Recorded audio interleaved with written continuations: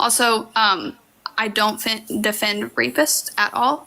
And I feel like if someone does get raped, that rapist should be in jail for a very long time. So I do not defend rapists. Okay, if rapists should be in jail, then they shouldn't be in the Oval Office.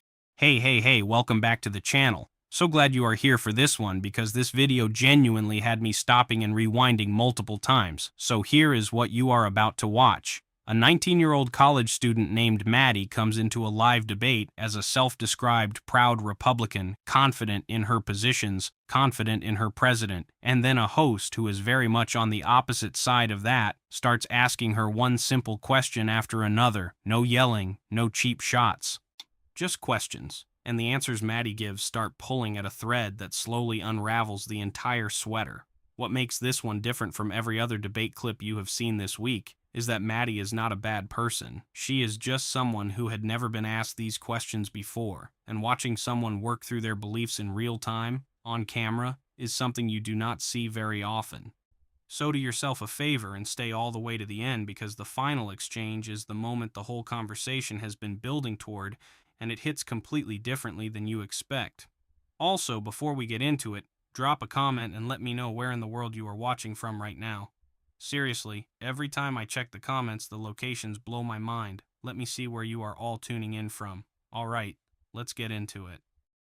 I feel very disrespected with the comments coming up, so I'm just gonna leave now. How disrespectful would it be if I cut you off in the middle of your argument and said, "Quiet, piggy"? Would that be disrespectful as hell? That would. Donald Trump said that to a Bloomberg female news reporter 4 days ago. Supporter. Hello, Maddie. Do you support Trump? Yes, I do. And how old are you? I am 19. Your bio says, "I miss him." Yes, I deleted TikTok and I've had a hard breakup, but yes. Anyways. For whatever reason, I thought that was referencing like Charlie Kirk. Oh, no. No. I was a big fan of Charlie Kirk, but I don't really put out a lot of politics stuff. But I have a question. First, I know that you have a lot of debating tactics, especially when you talk fast and you try to rattle us up to get us off our track. So I know you have tactics. So I'm hoping that you would just answer some questions. You're a Kamala Harris stan, right? Nah, she was better than Trump. She was much better than Trump. Some of her policy was pretty good. Not like ride or die Kamala Harris, but it's definitely better than Trump. So you said that you have a question for me. Feel free to ask that question, but hopefully after that, I'm going to ask you a question too. No, you are all good. I just want to be respectful with it. So you believe in Jesus Christ, right? I'm sorry. I'm not even laughing at that question. I just saw something on Twitter. "Quote unquote, Nick Fuente says clavicular is quote unquote objectively hot as fuck." Jesus Christ, dude. It's always the alt-right. Okay. All right. Do I believe in Jesus Christ, our Lord and Savior? So, yes ma'am. Okay. Yes, ma'am. So, yes, ma'am. Yes, ma'am. Do you believe in the right to have an abortion? Yes, ma'am. Because I'm a good Christian. Any good Christian should think that women and girls should have the right to access abortion. Yes, ma'am. Yes. Are you familiar with a lot of verses from the Bible? Yes, ma'am. Yes, ma'am. Okay, so then you know that most of what Jesus says is that we should love no matter if they are alive or not. And I think that since you are pro-abortion, I feel like that doesn't follow what Jesus says in the Bible. Well, sometimes when you really love someone, you got to learn to let them go. Okay, so you have no respect. The only person you have respect for is all your fans. And if no one is your fans, you've lost all respect. Listen, no, it was a joke. It was a joke. Okay, do you want me to be for real? Yes, I want to have a respectful conversation. Okay. I'm sorry. It was just, it's just a joke. I'm sorry. It was a really insensitive joke that I apologize for making. No, I accept your apology. I want to keep it respectful. Okay. All right. So, not funny. Oh, that's terrible. Oh, I need to repent for that one. Okay. Listen. The reason why any good Christian should think that women and girls have legal access to abortion is because unless you're Catholic or Orthodox, you have no clear way to determine that any one sin is worse than any other. Okay, the closest we get to that is a description that blasphemy is the one unforgivable sin, or the 7 deadly sins. But for the most part, all sins, with these few exceptions, are viewed identically in the eyes of God. For that reason, it makes it logically incoherent to dictate a criminal justice system and legislation on the basis of the morality of the Christian Bible, because as soon as you open the door to arguing that abortion should be legally banned because it's a sin, then in virtue of that fact, as all sins are identical, you're also opening the door to arguing that saying, oh my God, should be legally banned because it's a sin. Lying to your child about the existence of Santa Claus should be legally banned because it's a sin. That's why, even under the Christian worldview, we should operate the criminal justice system off of secular standards of morality. So therefore, if you want to argue, right, that abortion should be banned, legally speaking, then you're going to have to give more reason than just stating that maybe it's a sin in the eyes of God. I respect that. I'm not very up to date a lot. I'm still learning the Bible and not up to date a lot about politics, but I respect you, and I am okay. Like, I'm not that Republican that's pissed off that you're a Democrat. So I respect your points, and you debate very good, but I just wanted to ask you that because that's a big thing. So, okay, if it's a big thing, let me ask you this, okay? If, like, killing fetuses is so atrocious, then killing somebody like you or I is also very atrocious. So therefore, why do you still support Trump as president, considering the fact that not even 3 days ago, he demanded the execution via the means of hanging of Democrats who think the military should not take unlawful orders from himself?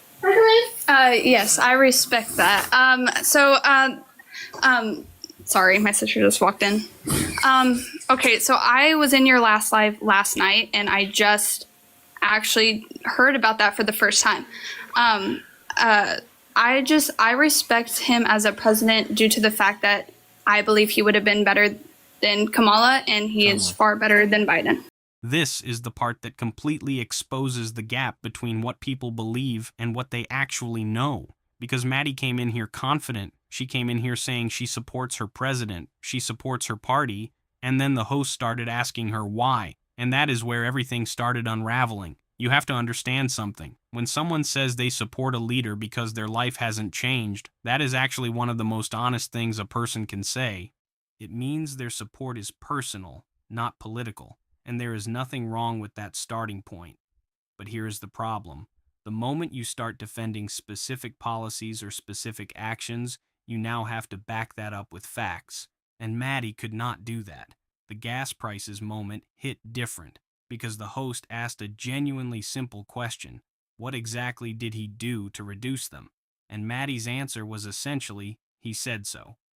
And the host came back with one of the cleanest lines of the entire conversation. The host pointed out that the only being who is perfect, all-knowing, and always right is God, not a politician, not any politician. That line alone should make everyone stop and think about how we form our political beliefs.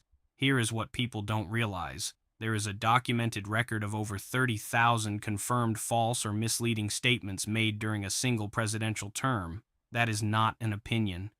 That is a number compiled by fact-checkers across multiple organizations over 4 years. So when someone's entire justification for a policy outcome is because he said so, that is not evidence. That is faith.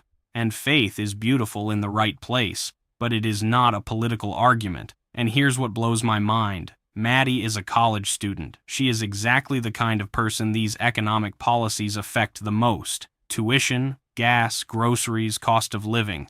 And these are not abstract concepts for her. These are her actual life. And yet the only evidence she had was a claim she heard directly from the person who benefits most from her believing it. This is the part that matters. Not because Maddie is wrong for having an opinion, but because she deserves better information than what she has been given. And that right there is the real conversation. I'm not very big on politics, but I know that I am happy with my president right now. Right. So you're happy with Donald Trump being so disrespectful to women and girls that he's willing to rape and sexually exploit them. But then as soon as somebody in the chat drops a baby bottle emoji, you're like, oh shit, I'm out. Can't tolerate it. I'm just learning a lot about Donald Trump in the past few days. So I've not heard anything about this until I came to your live yesterday. Okay. Well, I mean, just to tell you more, in 2023, he was held liable and proven by unanimous jury of 9 inside of a civil court for the rape of Eugene Carroll.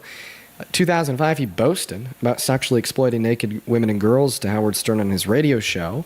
And 3 days ago, he called for the death of Democrats that think he doesn't have the right to play dictator and give the military unlawful orders. Right? Well, that's like objectively more disrespectful than somebody commenting a baby bottle emoji in a TikTok live chat. Right? And it's only one of the two of those things are you willing to, quote unquote, not tolerate. Well, I appreciate you letting me know. How disrespectful would it be if I called you piggy? How disrespectful would it be if I cut you off in the middle of your argument and said, "Quiet, piggy"? That's so fair. No. Would that be disrespectful as hell? That would. Donald Trump said that to a Bloomberg female news reporter 4 days ago. Well, I'm sorry. Thank you for telling me all this information. I'm still a very proud Republican, but Yeah, why are you proud of those things? because there's a lot of things that Republicans believe that Democrats don't. Like what? Like just with abortion. Oh, so why do you think abortion should be banned? I think that a person who has gotten pregnant, no matter the circumstance, which I know that's what exactly. I know that's a big thing, but I think that when you are pregnant, that baby still means something to this world, and God put that baby there for a reason. So I think that they should still go through with that. God damn. So if a 9-year-old is raped and impregnated because she started her period early, she shouldn't be allowed to get an abortion. I mean, it should be a thing to where they can choose, but I still think that, yes. Oh my God. You're not pro-life. You're not pro-child. You just said that we should force children into undergoing torture. I don't think I ever said to force children. No, that I never is said forceful. Force children. What about, right, restricting a 9-year-old victims of rape access to abortion? Listen to what I'm saying. What about restricting a 9-year-old girl's access to abortion is not forceful? Okay, I never said to force anybody. I said that they can choose, but for me, if I was in that situation, then yeah, I would have. Not force them, but if I was 9 and I had a baby, I would go through with that, no matter the circumstances of that, because that baby still matters. If you were 9, I don't think that you would be able to understand what pregnancy is, right? This moment. This right here is where the whole conversation shifts into something completely different. Because what just happened was not a debate point. That was a mirror being held up. Maddie tried to leave because comments in the chat were bothering her. And the host did not argue with that. The host simply asked, if you don't tolerate disrespect, then why do you tolerate it from the person you voted for? And Maddie had no answer, because there is no clean answer to that question. You either apply your standards consistently or you don't, and when you don't, someone will notice. Let me break down why this matters beyond just the debate. We all have a threshold for what we will and will not accept from people in our lives. A comment that feels dismissive, a tone that feels condescending. Most people are very quick to identify disrespect when it is directed at them personally. But when that same energy comes from someone they admire, suddenly the standard shifts. Suddenly there is an explanation. Suddenly there is context. And the host exposed exactly that pattern in real time. Then the conversation moved to abortion. And I want to be careful here because I am not here to attack Maddie personally. She is 19 years old. She said herself she is still learning. But when the host asked about a young girl who becomes pregnant as a result of a crime, Maddie's answer was that she still thinks it would be wrong to end that pregnancy. And the host said something that I think a lot of people felt watching this. The host said, "You're not pro-life. You're not pro-child. And here is why that lands so hard. Because pro-life as a political position is supposed to be about protecting the vulnerable. That is the entire moral foundation of the argument. So when the most vulnerable possible case is presented, a child, a victim, someone with zero agency in what happened to them, and the response is still no, that pregnancy should continue, you have to ask yourself what the position is actually protecting, because it is not the child in that scenario. This is the part that blows my mind about how these conversations usually go. People hold positions they have never actually stress tested. They have never sat with the hardest version of their own argument and asked themselves if it still holds. And to Maddie's credit, she did not double down. She started softening. She started saying they should be able to choose, which means on some level she already knew. I don't honestly. So here's the thing, right? When somebody comes up here and says, well, I think that like abortion is wrong, but I still think that there should be legal access. I usually am sympathetic. I'm like, hey, like I'm happy at the end of the day, you think the legal access should be there. But just even saying that you think it's wrong for a 9-year-old victim of rape to access abortion is disgusting. If they want to get rid of that baby, they can. For me, I would think it's wrong, but I wouldn't stop them from doing that. So why is it wrong for a victim of rape to access abortion? I think that, and again, if there is a rape victim who does not want to have that baby due to the fact that it is rape, fine, go ahead, do that. But in my mind, I'm going to say that's wrong. Okay, so you think that they should be legally allowed to access abortion. Well, the only party that thinks women and girls should be legally allowed to access abortion would be the left. Okay. Well, that's your opinion, and we're all entitled to our own opinions. Well, no, that is just the fact. I mean, who was running on the reinstitution of legal protections for women and girls' access to abortion in the last election? Was it Kamala Harris or Donald Trump? And I think I just said that I'm not very familiar with the politics at all. It was Kamala Harris, right? The Republicans want to restrict the legal access for women and girls to access abortion. The left wants to unrestrict women and girls' access to abortion. So if you think that women and girls should have legal access to abortion, although you think it's morally wrong, right, this would be a view of the left. Okay. So I appreciate the information. Yeah. Because I'm still all new to this. Also, I don't defend rapists at all. And I feel like if someone does get raped, that rapist should be in jail for a very long time. So I do not defend rapists. Okay, if rapists should be in jail, then they shouldn't be in the Oval Office, correct? Yeah. So Trump shouldn't be in the Oval Office since the court proved he raped Jean Carroll, correct? When did the court say that he did? 2023. Okay. So he shouldn't be in the Oval Office? I don't think he should. So you're not like a proud Trump supporter because you think he should be kicked out of the office. I mean, if that is all true, then yes. But before all that happened, I still believe he would have been a better choice than Kamala. So this all happened before the election. Huh. And I did not know that. Well, now you do. So it looks like we're all turning new leaves today, right? Can we trust on you to be a proud anti-MAGA patriot? I will have to dig deeper into those information because I still don't know. Okay. Well, you go do that. I guess we're going to move on to the next guest. You take care, Maddie. And this is where the whole conversation comes full circle, because by this point, Maddie has already started contradicting her own starting position multiple times, and the host does something really smart here. Instead of going harder, the host slows down and just lays out the facts plainly. The host explained that if you personally believe women should have the legal right to access abortion, even if you think it is morally wrong, that is by definition the position of the left, but not the right. The party Maddie is proudly identifying with is the one actively working to remove that legal access, and Maddie did not know that. She genuinely did not know that her own belief on that specific issue put her closer to the side she thought she was opposing. You have to understand what this moment represents. This is not Maddie being dumb. This is Maddie being uninformed, and there is a massive difference. Uninformed means the information was never properly given to her. And when the host gave her that information clearly and without condescension, she received it. She said, "I appreciate that," because she was never arguing in bad faith. She was arguing from a gap. Then came the moment that I think will stay with people who watch this.